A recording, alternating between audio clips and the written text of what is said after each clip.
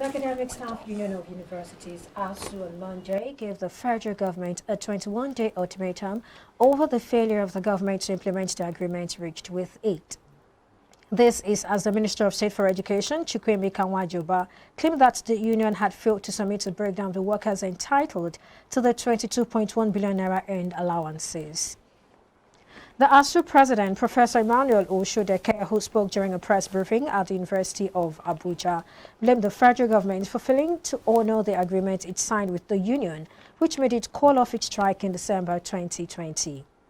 Recall that in March 2020, ASU embarked on a 9-month strike following its disagreement with the federal government over the funding of universities and alleged ineffectiveness and discrepancies around the integrated payroll and personnel information system and others. Nigeria may experience fuel scarcity in coming days following the threat issued on Monday by the Nigerian Union of Petroleum and Natural Gas, NUPENG.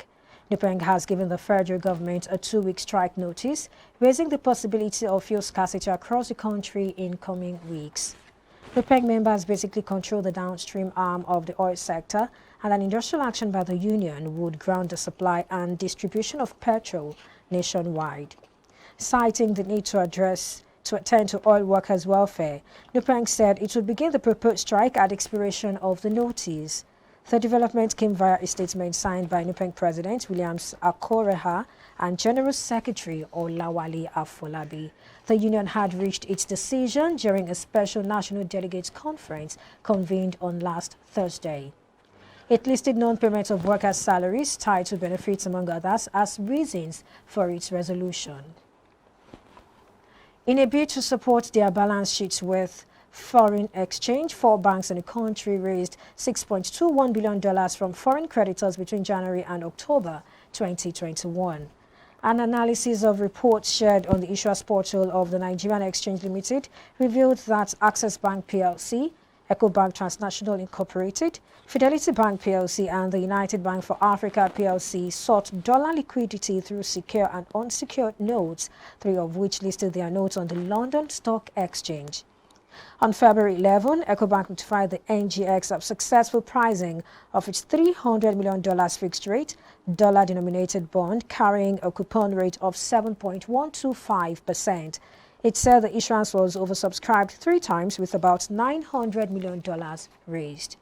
The rating of B- from Fitch Ratings hinted that the bank was more vulnerable to adverse business, financial and economic conditions, but could meet its financial commitment as of the time of issuance. The U.S. has condemned Russia for conducting a dangerous and irresponsible missile test that it says endangered the crew aboard the International Space Station, ISS. The test blew up one of Russia's own satellites, creating debris that forced the ISS crew to shelter in capsules. The station currently has 7 crew members on board, 4 Americans, a German, and 2 Russians. The space station orbits at an altitude of 420 kilometers, that's approximately 260 miles. Earlier, the Russian Federation recklessly conducted a destructive satellite test of a direct ascent anti-satellite missile against one of its own satellites, U.S. State Department spokesman Ned Price said at a briefing. The test has so far generated over 1,500 pieces of trackable orbital debris and hundreds of thousands of pieces of smaller orbital debris that now threaten the interest of all nations. And that's all on the news update this morning. Thank you for listening. I am Perpetua Fasami Peter. It's now back to Michael now.